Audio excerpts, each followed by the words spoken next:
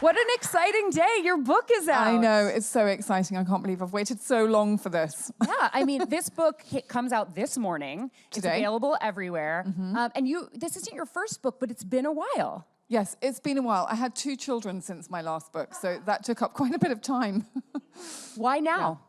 Do you know what? I started this book, Laura, the day that my youngest daughter went to school full-time. Oh, that's so efficient. Yeah, and really, this kind of gets into, how do you write a book if you've got children?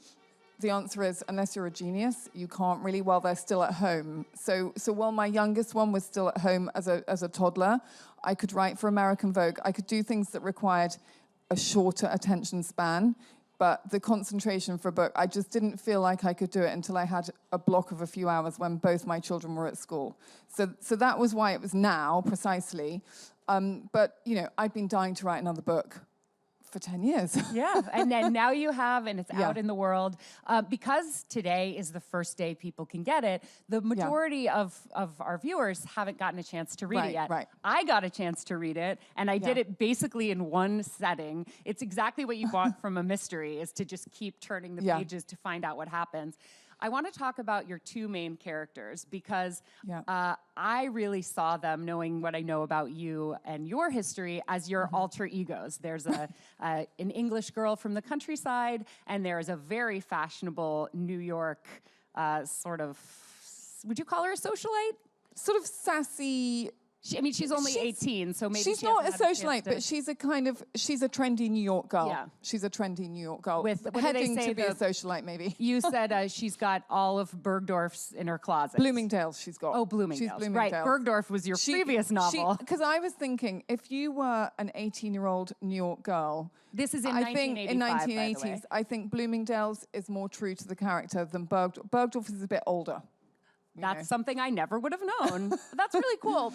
And we'll come back to sort of all the cultural 80s references. Yeah. But talk about Ursula and Nancy, your 2 main characters. So the 2 main characters are Ursula Flowerbutton, who is named after my oldest daughter, Ursula, and Nancy Feingold. Nancy Feingold's the American character. And they are complete opposites, really, because Ursula is a very, very sweetly frumpy country girl who doesn't really know how cute she is. She's a bit of a Cinderella character. And Nancy is a very, very sassy, very self-aware New York girl, as they are. And the story begins, they meet at Oxford University. It's kind of their first week, their first day. Nancy's come on her junior year abroad, and Ursula's starting her first year of studies. And within about 3 days, they find a dead body. And they've got to solve a murder. It's not just any dead body either. It's Oxford's it girl. Yeah, it's Lady a very India. Chic. It's a very, very chic, glamorous student who's been. Well, maybe I shouldn't say how she's been killed. I think we'll save that. We'll save that. Let's just say the cover image gives a clue. Yeah, it involves champagne and pearls. Let's say that. Yeah, party girls die in pearls, and I've got mine on. I hope I'm okay at this moment. Did you find yourself channeling your real life in writing? Maybe not the murder part, but the backstories for these characters. It was funny actually, because someone said to me the other day, is it very autobiographical, your book? And I said, oh, it's completely autobiographical, because I went to Oxford when I was 18. And he said, have you witnessed a murder as well? And I was like, no, oh, no, yeah, okay. That bit I haven't witnessed. Although someone died next to me on an aeroplane. Really? Of a heart attack, a few years ago. Let's talk about that. Yeah, it was a weird thing, because it was such a peaceful thing for this man. And I think we all think that death is terribly frightening and horrible and involves pain and screaming and writhing. And actually, it was like he fell asleep. And I thought, how wonderful, actually, how wonderful. But anyway, so I have not witnessed a murder. No, what a wonderful way. Oh yeah, I mean, if he just fell asleep and it was like he fell asleep. It wasn't you know, a horrible, painful situation. Was it See what I mean? traumatic for you Yes. to like realize that this guy was not getting up when the plane no, landed? it was incredibly traumatic. It was incredibly traumatic. It was I feel awful. like maybe I could talk to you for half an hour about that, and maybe we should refocus, but that's fascinating and kind of terrifying to me. But I guess that does sort of underscore the idea that death is all around us, and we all encounter it in some way. And for you to be able to take it and work it into... I would call this kind of an escapist kind of novel. This is a bring it on a trip and read it on the beach kind of book. And maybe that's good for, you know, so that our only encounters of death are not the scary Well, it was interesting because when I was researching the book, I did meet some detectives who dealt with these kind of cases, and I met a pathologist as well. And the pathologist had dealt with many, many, many cases, obviously, over his career, and he was retired at that point. But he had a very kind of philosophical approach to death, which is, it's going to happen to all of us. It's going to happen, and he was accepting of it. And it was just, it's interesting to meet people actually who do deal with that in their daily lives because they accept it. We all need to accept it. Yeah. You know. But having said that, this book really is not all about death. It's actually very much celebrating life, and we happen to have a murder mystery in there to keep the story ticking along. But I would say it's not the main focus of the story. The story is more focused on Nancy and Ursula and them having this fabulous time in Oxford while they're unraveling this murder story. I was thinking about my own college experience in the Pacific Northwest and comparing it to what these ladies are doing, which was, you know, they're going to black tie and white tie balls and pink champagne parties every night. And it seemed like, was Oxford really like that in the 80s, and is it now? Well, yes, to go back to what you asked about it being autobiographical, when I was at Oxford, I was there in 88 to 91, it was the tail end of the 1980s, which was a very extravagant, exuberant time in the UK and, of course, in America, because of all the money that was being made and the yuppies and all of that. And it filtered, that moneyed lifestyle was what people aspired to, and it filtered through to students. And there were a lot of very wealthy students there. Yeah. Frankly. And I wasn't one of them. Sort of aristocratic, posh, very, very wealthy. And particularly the boys. And, you know, they did have fridges full of pink champagne. They didn't have anything else in their fridges to eat.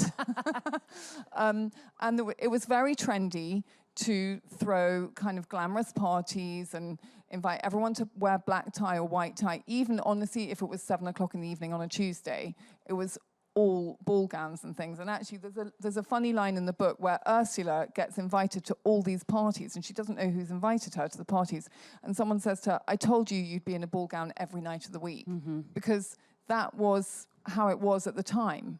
You know, you were in a party dress every night of the week. And actually, my granny made my ball gowns for me. And that actually is reflected in the book, too. She gets her gown from her grandmother. Yeah, exactly. Because also, in the UK at that time, you know, people didn't spend a lot of money on fashion when they were in their teens at that time. I was wondering how these girls were affording this Well, stuff. so Ursula, our character Ursula, borrows all the party dresses from Nancy, who obviously has Bloomingdale's as her closet. Right. But there were a few London girls when I was there who did have fabulous outfits, and they would have had a few designer clothes, but they wouldn't have had the amount of clothes that girls have now. Like, even the fast fashion wasn't as available as it is now. In fact, you know, to me, Topshop then was the peak of style. It wasn't something I was going to buy and throw away. But now, obviously, people buy it and they throw it away and they get the next thing. And really? Well, apparently. Wow, apparently. I can't imagine that world, but I believe you that it exists. Yeah. One of the things I loved about this book was the way you really steeped it in cultural references, both to the era and also the location, to the point where some of these references are so specific that you've got footnotes all over the book explaining what certain terminology means to keep us grounded in the world of Oxford in the 1980s. Yeah. Can you talk about the idea and how you landed on making it so specific that you needed those footnotes? Well, do you know what? It was two things. It was one, thinking, okay, Oxford's got some very specific places and rituals and names for things. Like, for example, the dining societies have got funny names like the Gridiron Club. You know, we want to know what these things mean. But it was also thinking, you know, my readers, a lot of whom are young women in their 20s, won't know what Dallas was, right? Or what Dynasty was, because they were only, well, they might not have been born then. So I thought, okay, let's explain in a funny way that watching Dallas was kind of like watching the Kardashians have a fight. You know, so I tried to explain what those things were and make it relevant to today. And also, there's some references in the book to other books, for example, Brideshead Revisited, which has a big kind of Oxford thing in the book. And I did think, well, would a 14-year-old girl in America have necessarily read that book yet? No, probably not. So let's explain why it was such a big deal, you know, in the 80s. And I wanted to put in lots of footnotes about what is a Sloane Ranger, what is a husky jacket, for example, which is like the quilted jacket that the Queen always wears. Can I ask you about one of the terms that comes up repeatedly in the book? What is a cucumber sandwich? Oh, a cucumber sandwich is a cucumber sandwich. Well, I know that, but like, but you're like, it's that also guy is a such very cucumber sandwich. Yeah, it's also a very, very cute boy. All right, I'm going to start using that. Because you know how a cucumber sandwich is like the most perfect, delicious thing? Our character, Ursula, refers to a really, really cute boy as the most perfect cucumber sandwich. I'm going to start using that. Yeah. What are your other favorite terms from the book? And did you use those terms in your real life? Actually, the cucumber sandwich just literally came to me because I remember thinking, you know, all the tea parties involved cucumber sandwiches. But the other terms that I liked when I went back and researched that era, because I went and I read a lot of the gossip columns from the old student newspapers in Oxford, and they use words like, instead of saying we got completely drunk, they say we got completely blotto, you know, and there's slang words that come in that we don't use, you know, so much now. Like they'd never have used the word whatevs then. Do you know what I mean? They just wouldn't. Right. But they would use phrases like absolutely schizo or absolutely psycho to say something was wonderful. It's just a different emphasis. It really places the reader in that world. Yeah. And the visuals are so evocative that I could see these outfits with the lace gloves and the mini kilts that the girls are wearing. Yeah. Well, I did instead of, you know, constantly reminding the reader by dating it, saying, oh, you know, it's 1985, it's October.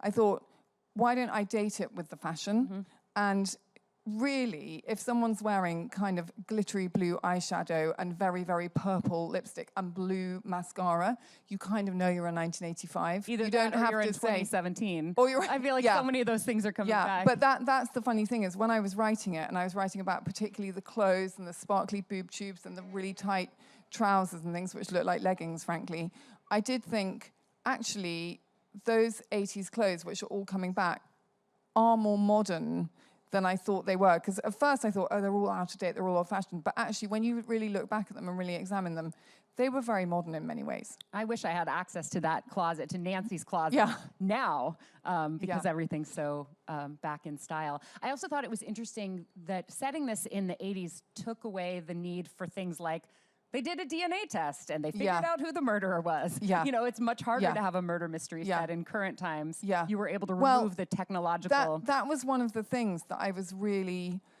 keen to do was when I started researching it, and I knew I wanted to set it in the 80s, and then I started to realize that DNA testing was coming in the late 80s, early 90s, but it wasn't really until the OJ case that it was really used. And even then, you know, if anyone's watched that amazing show, oh my God, it was still in its infancy then.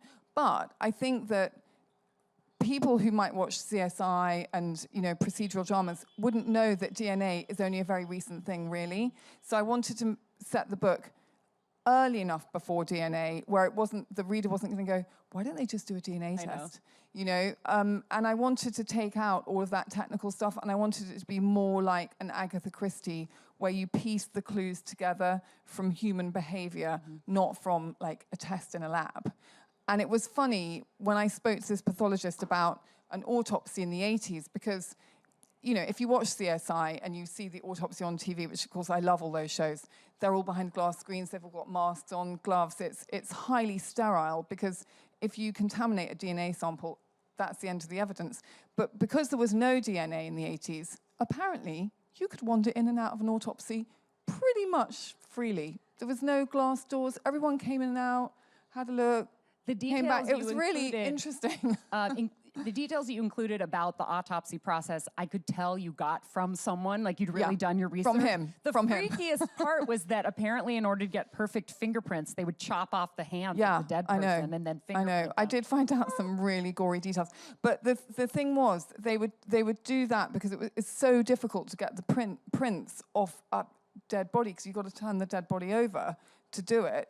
So they would chop off the hands. But then there was a huge scandal at the end of the 80s where the families discovered that these things were happening, and they don't do it now. Right. They don't do it now. But, I mean, God knows what else went on. God knows. So I'm very curious. This is subtitled An Oxford Girl Mystery. Yes.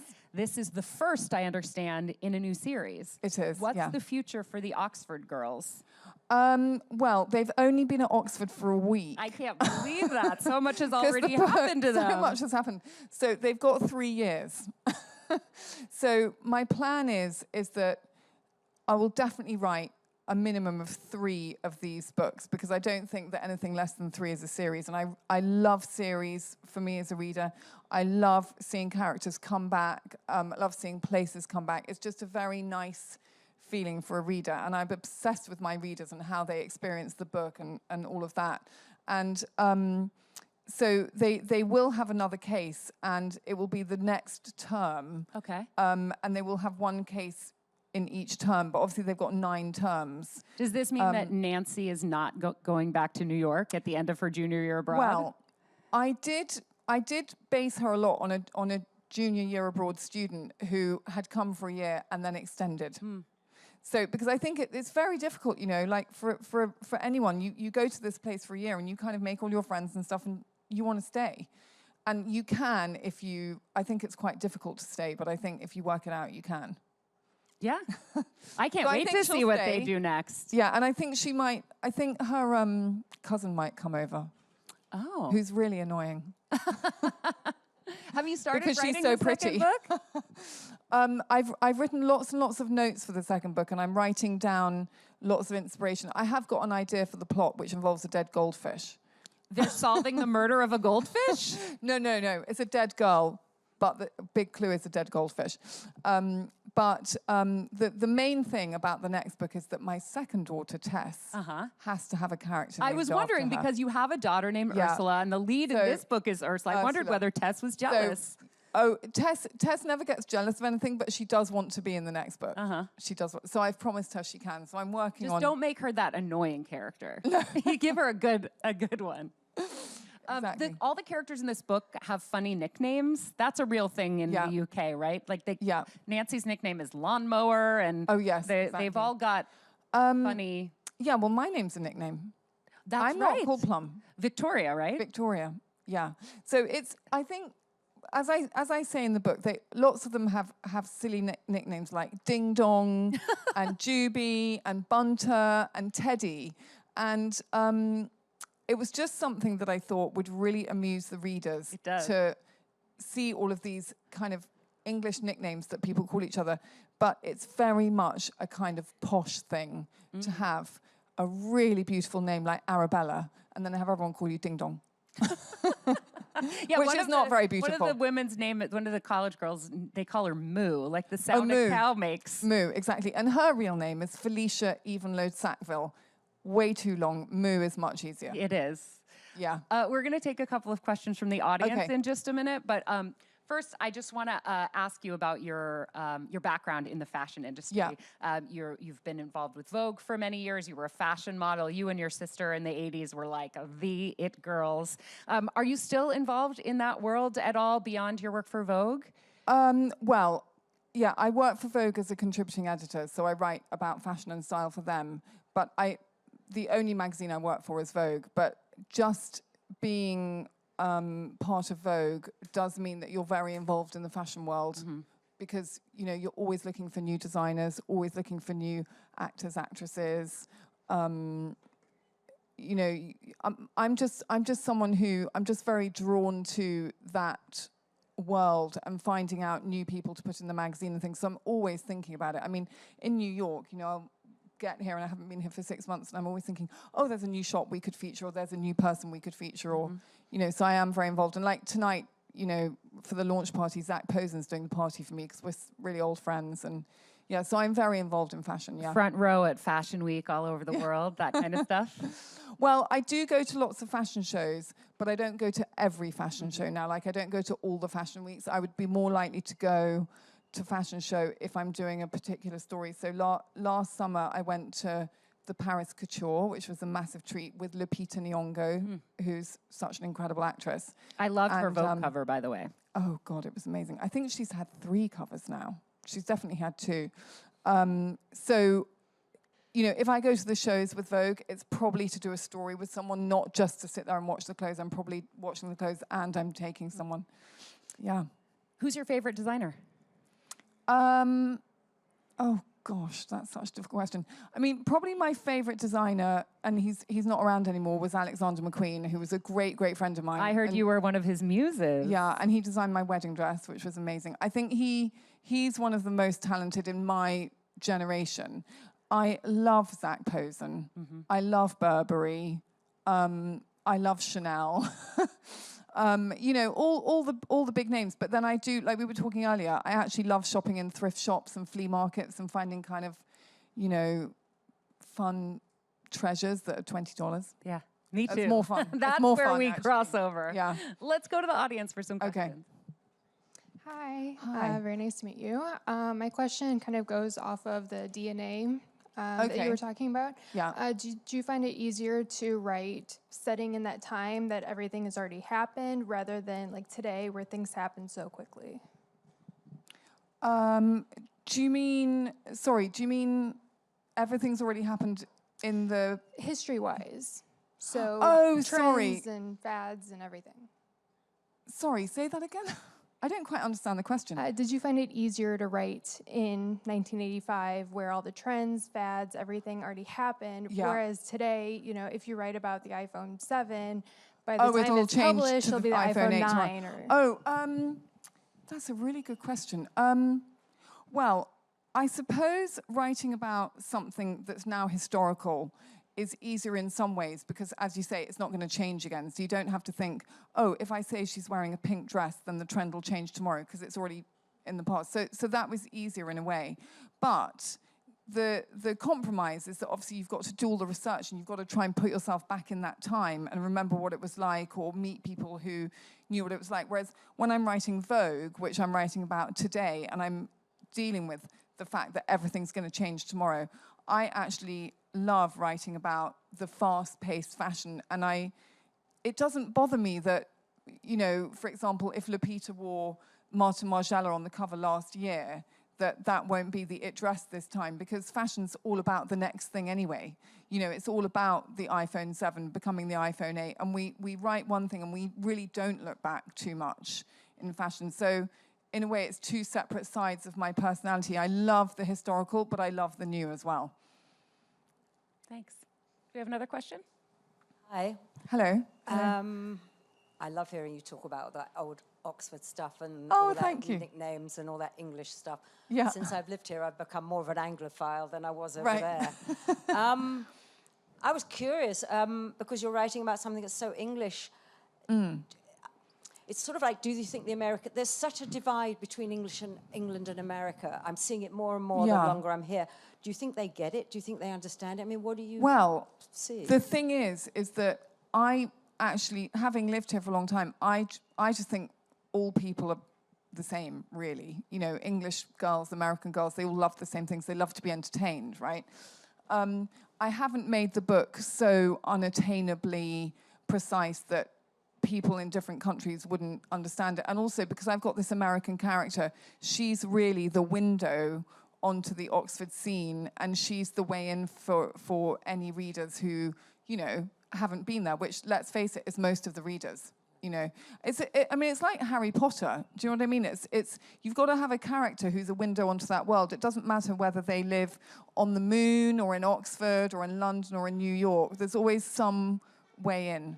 And there are these footnotes, for example. There are footnotes. It says there's a character who's kind of a jock, a sports guy, and he's described as wearing his blue. Yeah. And there's a footnote that said, blues are awarded for sporting prowess, the most prestigious for rowing, tennis, and cricket.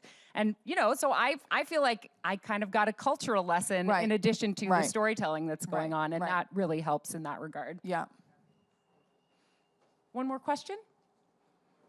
Hello. Hello. For writing a murder mystery set in the past, what were your influences for writing this book? Like, what other mysteries? Oh, okay. So I have always loved reading Agatha Christie. I think she's a complete genius. Well, we all know that. So I'd always read a lot of Agatha Christie, and I'd always watched a lot of Agatha Christie on television, you know, as a teenager and growing up. It's a big, big thing in England. So that was a big influence. I also love an English writer who I'm sure you would have heard of called P.D. James. Have you heard of her? Who wrote some incredibly famous, you know, murder mysteries. And hers were more set in the 70s and 80s. I love Colin Dexter, who wrote all the Inspector Morse stories, which were set in Oxford as well. So read lots and lots of those. But also I'm very influenced by writers actually like Nora Ephron and P.G. Wodehouse, who are kind of comic writers, and I actually wanted to see if I could combine that mystery genre with more of a light comic touch and the social satire. So they were all the things that kind of went into the pot, as well as my own experience. So we have very little time left, unfortunately, but I have one last question for you. Yeah. I can definitely see this as a film. And I want you to dreamcast your two lead characters with current it girls. Who are they? So if it was ever made into a film or TV show, I'm obsessed with the actress Lily James. Mm-hmm. And I think she would be the most amazing Ursula. The Nancy character, the American character, oh God, what's she called? Jennifer Lawrence. She'd be great. Would that be okay? I you know, a that. sassy totally American support. girl. You know, sassy American girl. So, like the English Rose and the sassy American girl would be amazing. I love it. Congratulations on this book. I love that it's the first in a series. It's out today everywhere. Everyone go check out Party Girls Die in Pearls. Congratulations. Thank you so much. Thank you.